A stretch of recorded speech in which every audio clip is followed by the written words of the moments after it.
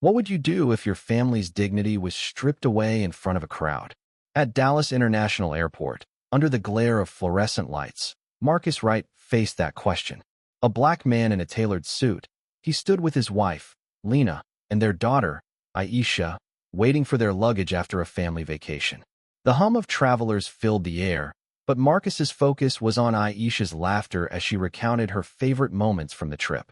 Then, two cops approached, their hands resting on their holsters, their eyes cold and accusing.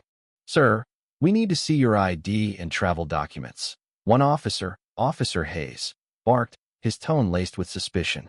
Marcus's jaw tightened, but he complied, handing over his passport.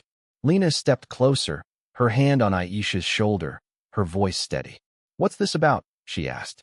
The second officer, Officer Reed, smirked. "Routine check. You fit a description." The vagueness of the words hung heavy, their implication clear. Aisha's laughter faded, replaced by a quiet whimper. The crowd began to slow, whispers rippling through the terminal. Marcus felt the weight of their stares, the familiar sting of being judged by the color of his skin. He kept his voice calm, professional. "I'm a federal employee. My ID's in my wallet." Hayes scoffed, snatching the wallet from Marcus's hand. "We'll see about that." He flipped it open, expecting nothing but a driver's license. Instead, a gold badge gleamed under the lights. Federal Bureau of Investigation, Senior Special Agent Marcus Wright. Hayes froze, his bravado crumbling. Reed's smirk vanished. The air shifted, thick with unspoken panic. Marcus's eyes locked onto Hayes, unyielding. "Care to explain the description I fit?" he asked, his voice low but cutting. The officers stammered, their excuses unraveling. "It's a misunderstanding," Reed muttered, handing back the wallet. But Marcus wasn't done. "A misunderstanding that targeted my family." "What?" Before they could answer, an unexpected figure emerged from the crowd. An older white woman, her hair streaked with gray, pushed forward, her phone trembling in her hand.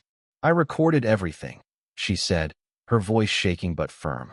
"The way you spoke to this family, it's wrong." Her name was Ellen, a retired teacher who'd been waiting for her grandson. She'd seen the scene unfold and couldn't stay silent. Her video captured Hayes' sneer, Reed's dismissive gestures, and Aisha's frightened face. The crowd murmured, some nodding, others pulling out their phones to record. Ellen's intervention was a twist Marcus hadn't expected. Her courage, a stranger's stand against injustice, cracked the wall of isolation he'd felt. Lena squeezed his hand, tears in her eyes, not of fear now, but of gratitude. Aisha looked at Ellen, then back at her father, her small voice breaking the silence. "Daddy, are they sorry?" Marcus knelt, meeting her gaze. "They should be, sweetheart. But we'll make sure this doesn't happen to anyone else." The officer's supervisor arrived, summoned by the growing crowd. He apologized profusely, promising an investigation, but Marcus knew words weren't enough. He took Ellen's contact information, thanking her quietly. "You didn't have to do that," he said. She shook her head. "Yes, I did. It's what's right." Her words lingered, a reminder that change could come from unexpected places. As the family walked away, Marcus felt the weight of the badge in his pocket. It wasn't just a symbol of authority, it was a tool to fight for justice. He'd spent years dismantling biases within the system, but today, it was personal. He filed a formal complaint that night, backed by Ellen's video and witness statements from the crowd. The officers faced suspension, their actions exposed to public scrutiny. In the weeks that followed, Marcus and Lena spoke to Aisha about what happened, teaching her that strength wasn't just in fighting back, but in standing tall. Ellen stayed in touch, sending Aisha a handwritten note. "You're braver than you know." The note hung on Aisha's bedroom wall, a quiet testament to the power of allies.